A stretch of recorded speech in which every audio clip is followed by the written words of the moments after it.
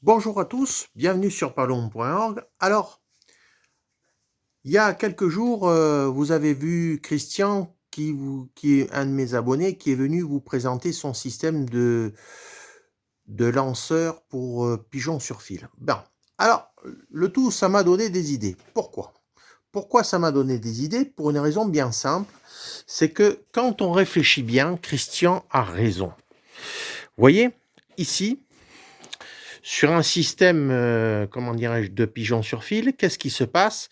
En principe, on a ici un système avec un lanceur, mais quand le pigeon rate son coup, qu'est-ce qui se passe? Il vient se poser sur comment dirais-je, la potence avec la poulie. Et là commencent les emmerdements. Bien. Alors Christian, il a raison parce que il faut faire quelque chose dans le prolongement de la poulie. Donc, imaginez votre système avec votre potence, ici, qui arrive là, et avec un système de pigeons sur fil qui est ici. Alors, je me suis amusé à faire un prototype. Je ne vous cache pas que je me suis un peu embêté, puisque quand on commence à faire quelque chose, on n'est pas sûr d'y arriver. Et là, qu'est-ce que j'ai fait? Alors, on va commencer par le commencement. Le cadre qui est ici, toujours pareil, le chemin de fer avec les 30 cm de fil de fer et avec des gros trous, vous voyez? Ce qui nous évite de mettre des, comment ça s'appelle, de mettre des modules en plastique, voilà. Parce que si vous faites des gros trous, eh bien, ça va beaucoup mieux. Vous voyez, vous avez ici les trous qui sont assez gros, là et qui sont les chemins de fer. Alors, j'utilise des mèches qui font 7,5, 8. Voilà. Donc, on va le regarder en bas. Vous voyez, on est sur des mèches qui sont assez grandes pour faire des trous, de manière à ce que les fils de fer, il y ait une certaine souplesse et qu'on ne casse rien. Ici, sur le côté, qu'est-ce que j'ai fait? J'ai mis en place une barre de fer pleine. Pourquoi? Ben parce qu'il faut que ça fasse contrepoids. Parce que ce que je vais vous présenter devant, ça n'a plus rien à voir. Alors, qu'est-ce que j'ai fait devant? J'ai mis une barre ici de 42 ou 45 cm, je ne me souviens plus exactement, voilà, avec un système où, vous allez voir, qu'est-ce qui se passe? Si le pigeon, il est posé là, il y a un système qui vient lui taper dans les pattes pour qu'il foute le camp. Voilà, vous voyez, ça ne fait pas de bruit, ou le bruit est très modéré, voilà. Et il est évident que tout ce système-là, ça a un poids. Donc, il est évident qu'il est obligatoire d'avoir un contrepoids qui est ici. Voilà. Alors, ce que vous êtes en train de voir, c'est ce qu'on appelle un prototype. Voilà, parce que quand la venue de Christian est arrivée, ça m'a donné des idées et ça va me permettre de changer certains pigeons sur fil. Voilà. Alors, je vais le tester. Alors là, tout est une question de jus des cerveaux, vous voyez. Tout ce qui est là, eh bien, vous allez comprendre. Vous voyez, regardez ici. Vous avez un système de blocage, vous voyez, ici, un système de blocage. Vous avez le ressort qui va bien, qui est ici.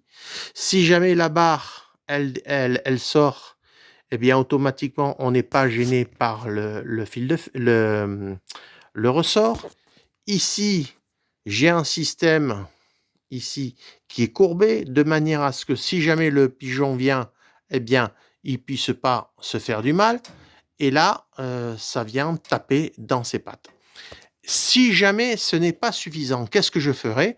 Je souderai ici une barre dessus à 2 centimètres ou 3 centimètres tout le long sur cet axe, de manière à lui taper dans les plumes et voilà. Bon. Sachant que ici, je n'utilise pas de baron rond, j'utilise un litho que je me débrouille pour pouvoir, comment dirais-je, avec l'inclinaison, je passe un papier de verre et une lime, de manière à ce qu'il puisse se poser. Ça fait entre 42 et 45 centimètres. Mais grâce à ça, bon, ça va fonctionner, il n'y a aucun souci là-dessus. Je suis sûr que ça va fonctionner, il n'y a pas de problème. Mais il est vrai que ce que je suis en train de faire là, bon, c'est quand même du jus de cerveau. Je ne vous cache pas que je me suis un petit peu embêté pour le faire parce que quand on démarre un prototype, bah, c'est un peu compliqué. Alors moi, je suis passionné et en plus de ça, je suis de formation ingénieur. Donc, c'est peut-être un petit peu plus facile pour moi pour pouvoir conceptualiser les choses. Mais là, vous voyez, hop, ça va taper dans les pattes pour que le pigeon démarre. Voilà. J'ai ici un système, ici une barre qui va permettre le soutien nécessaire. Ici, il y a le système pour pouvoir accrocher le fil sur lequel le pigeon va bouger. Et sur l'autre système que je vais me fabriquer le week-end prochain, il y aura la poulie à ce niveau-là. Vous voyez, à ce niveau-là, il y aura la poulie. Et à ce moment-là, on pourra avoir un système de semi-volant qui soit complet. Voilà.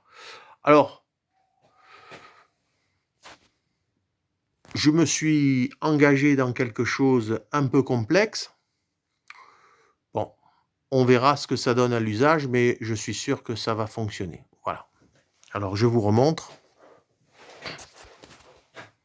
Alors, certains d'entre vous ont l'habitude de me contacter directement par téléphone en me disant « Est-ce que vous avez les plans ?» Bon, alors là, je vais vous dire une chose.